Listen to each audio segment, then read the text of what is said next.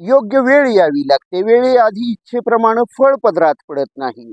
जोर जबरदस्तीनं वेळेआधी असं फळ पदरात पाडून घेण्याचा प्रयत्न केला तर त्याचे दुष्परिणाम भोगावे लागतात. असे प्रयत्न आपल्या अंगलटी येतात आणि असे केलेले प्रयत्न त्यांचे दुष्परिणाम देऊन जातात. आणखीन आपणाला हे कार्य सुद्धा फसवून जातं. वेळेवर योग्य वेळी सर्व काही नीट व्यवस्थित होतं, पण वेळेपूर्वी किंवा वेळेनंतर हे कार्य होणारच नसतं. वेळेवरच हे योग्य ते फळ मिळणार असतं. हे लक्षात घेऊन धीर धरण्याची, संयम ठेवण्याची आवश्यकता होत असते. आणि असा बोध देणारी ही महाभारतातील कद्रू, विंता, गरुड, अरुण आणि नाग यांची कथा. कद्रू आणि विंता ह्या दोघीही दक्ष प्रजापतीच्या कन्या, सख्या बहिणी दोघी. आणि त्यानंतर त्यांचा विवाह कश्यप ऋषींशी झाल्यानंतर त्या दोघीही सख्या सवती सुद्धा. आणि दोघीही पतिपरायण होत्या.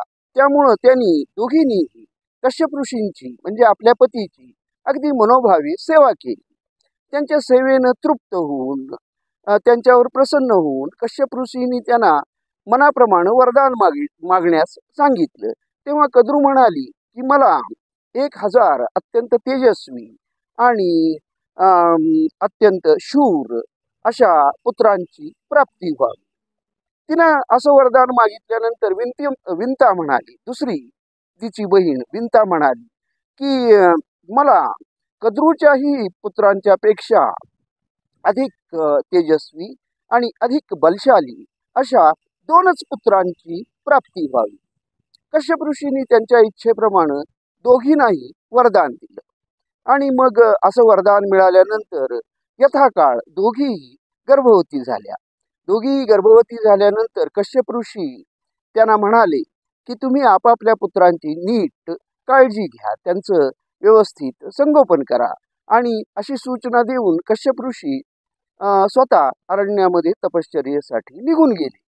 तिकडं ते निघून गेल्यानंतर बराच काळ लोटल्यानंतर कद्रूने 1000 अंड्यांना जन्म दिला आणि विंतेनं 2 अंड्यांना जन्म दिला. आणि त्यानंतर बराच काळ म्हणजे 500 वर्षानंतर या अंड्यांना त्यांनी 500 वर्षेपर्यंत ही आपापली अंडी कद्रू आणि विंता दोघींनीही त्यांची त्या अंड्यांची नीट काळजी घेतली. त्यांना उबवण्यासाठी उबदार अशा ठिकाणी ठेवलं. ती आपल्या अंड्यांची या दोघी नीट काळजी घेत राहिल्या. आणि मग पुढं 500 वर्षानंतर कद्रूची अंडी परिपक्व झाली, ती उबवली गेली. आणि त्या उबवल्या गेलेल्या अंड्यामधून कद्रूच्या 1000 पुत्रांनी जन्म घेतला, नागपुत्रांनी जन्म घेतला. हे कद्रूचे 1000 नागपुत्र.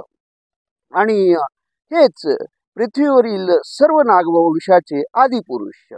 पृथ्वीवरील सर्व नागवंशाची उत्पत्ती इथून पुढं या 1000 पुत्रांच्या पासूनच, कद्रूच्या 1000 नागपुत्रांच्या पासूनच झाली अशी पौराणिक समजूत आहे. हिंदू धर्माची अशी समजूत आहे. कद्रूचे हे 1000 नागपुत्र जन्माला आले आणि ते रांगू लागले, इकडं तिकडं खेळू लागले. हे पाहून विंता मत्सरग्रस्त झाली, कारण तिच्या एकाही पुत्राचा अजून जन्म झालेला नव्हता. तिची दोन्ही अंडी अजून जशीच्या तशी होती, ती अपरिपक्व होती, ती अजून उबवली गेलेली नव्हती. त्यामुळं या अंड्यामधून एकाही पुत्राचा अजून जन्म झालेला नव्हता. पण मत्सरग्रस्त झाल्यामुळं विंतेनं अधीरपणे आपलं एक अंड फोडलं. हे अपरिपक्व अंड होतं, पूर्णपणे उबवलं गेलेलं अंड नव्हतं. त्यामुळं अशा अपरिपक्वपणे उबवल्या गेलेल्या अंड्याला फोडल्यानंतर या अंड्यामधून अर्धविकसित म्हणजे पूर्णपणे विकसित न झालेल्या बाळाचा जन्म झाला. हे बाळ अर्धविकसित होतं, पूर्णपणे ते विकसित झालेलं नव्हतं. त्याचं शरीर कमरेपासून वर म्हणजे डोकं, कान, डोळे, नाक आणि पोटाचा भाग, हात हे सर्व त्याचे विकसित झालेले होते. पण कमरेपासून खालचा भाग त्याचा विकसित झालेला नव्हता. म्हणजे त्याचे पाय अजून विकसित झालेले नव्हते. असं अर्धवटपणे विकसित झालेलं बाळ, ज्याचं नाव तिनं पुढं अरुण असं ठेवलं, हे बाळ जन्माला आलं. आपल्या मातेच्या अधीरपणामुळं आणि मत्सरी स्वभावामुळं आपणाला अशा अर्धविकसित स्वरूपामध्ये जन्म घ्यावा लागलेला आहे. ही गोष्ट लक्षात आल्यानंतर अरुणाला या गोष्टीचा, आपल्या मातेचा अत्यंत क्रोध आला. आणि असा क्रोध आल्यानंतर अरुणानं आपल्या मातेला म्हणजे विंतेला असा शाप दिला की ज्या तुझ्या बहिणीचा मत्सर वाटल्यामुळं, तिची ईर्ष्या वाटल्यामुळं अधीरपणे तू मला असा अर्धविकसित स्वरूपामध्ये जन्माला यावं घातलं आहेस. याचं प्रायश्चित्त म्हणून तुला 500 वर्षेपर्यंत त्या बहिणीचीच म्हणजे कद्रूचीच गुलामगिरी पत्करावी लागेल. तिची तू 500 वर्षेपर्यंत गुलाम होशील, दासी होशील. आणि तुझ्या या दास्यत्वामधून तुझा दुसरा पुत्र तुझी मुक्तता करील. तरी तुझं ते दुसरं अंड तू नीटपणे सांभाळ, त्याचं जतन कर, ते अधीरपणे फोडू नको, त्याला ते नीटपणे उबू घाल. आणि ते पूर्णपणे विकसित झाल्यानंतर, ते अंड पूर्णपणे परिपक्व होऊन उबवलं गेल्यानंतर त्यामधून जो पुत्र तुझा जन्माला येईल तो पूर्ण विकसित असा पुत्र असेल आणि तो तुझ्या बहिणीच्या दास्यत्वामधून मुक्तता करील. असं सांगून हा अरुण आकाशमार्गे निघून गेला.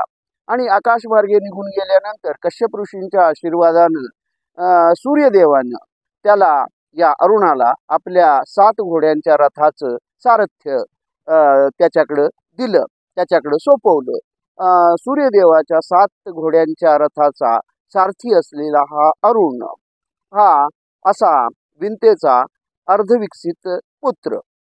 यानंतर पुढं कद्रून कपट कारस्थान करून विंतेला आपलं दासत्व पत्करायला लावलं. आणि विंता 500 वर्षेपर्यंत कद्रूची दासी म्हणूनच राहिली. आणि त्यानंतर मात्र तिच्या दासत्वामध्ये सुद्धा तिनं आपल्या राहिलेल्या दुसऱ्या अंड्याची नीट काळजी घेतली. आणि ती नीट काळजी घेऊन तिनं 500 वर्षेपर्यंत ते दुसरं अंड मात्र अजून फोडलं नाही. ते नीटपणे उबू दिलं, त्याला परिपक्व होऊ दिलं. आणि मग पुढं 500 वर्षानंतर ते पूर्णपणे परिपक्व झाल्यानंतर, उबवलं गेल्यानंतर त्याचं आपोआप कवच फोडून, या अंड्याचं कवच आपोआप फुटलं आणि त्यामधून विशालकाय अशा गरुडाचा जन्म झाला. आणि आपला जन्म झाल्या झाल्या हा विशालकाय गरुड आकाशमार्गे आपलं भक्ष्य शोधण्यासाठी निघून गेला. जरी तो आकाशमार्गे आपलं भक्ष्य शोधण्यासाठी निघून गेला तरी तो नंतर आपल्या मातेकडे परत आला. आणि त्यानं आपल्या मातेला तिच्या सवतीच्या म्हणजे कद्रूच्या दास्यत्वामधून सुद्धा मुक्त केलं. पण ते मुक्त केलं, ते कशा प्रकारे मुक्त केलं हे एक वेगळ्या कथेमध्ये मी याच चॅनेलवर सांगितलेलं आहे. आणि त्याचाही व्हिडिओ या चॅनेलवर उपलब्ध आहे. जिज्ञासूंनी तो अवश्य पाहावा. त्याची लिंक मी डिस्क्रिप्शन बॉक्समध्ये देत आहे. त्याचप्रमाणे कद्रून आपल्या बहिणीला म्हणजे विंतेला कशा प्रकारे दासी बनवलं त्याचाही व्हिडिओ या चॅनेलवर उपलब्ध असून त्याचीही लिंक मी डिस्क्रिप्शन बॉक्समध्ये देत आहे. जिज्ञासूंनी तो अवश्य पाहावा. अशी ही कद्रू आणि विंता यांची कथा आणि नाग, अरुण आणि गरुड यांच्या जन्माची कथा. पण त्याचबरोबर ही कथा विंतेच्या अधीरपणावर प्रकाश टाकणारी, अधीरपणावर, असंयमी वृत्तीवर प्रकाश टाकणारी आणि तिच्या मत्सरी स्वरूपावर सुद्धा प्रकाश टाकणारी. आणि मग तिनं अधीरपणे जे कृत्य केलं त्याचे दुष्परिणाम तिला कसे भोगावे लागले, अर्धविकसित बाळाला जन्म कसा द्यावा लागला, याची ही कथा. आणि पूर्णपणे विकसित झाल्यानंतर तिनं गरुडाला कसा जन्म दिला याचाही बोध देणारी ही कथा. योग्य वेळीची वाट बघण्यासाठी आपणाला धीर धरावा लागतो, संयम ठेवावा लागतो आणि योग्य वेळी सर्व काही अगदी व्यवस्थितपणे होतं. आपणाला इच्छेप्रमाणे फळ मिळतं. याचा बोध देणारी ही कद्रू, विंता, अरुण, नाग आणि गरुड यांची महाभारतामधील कथा. धन्यवाद.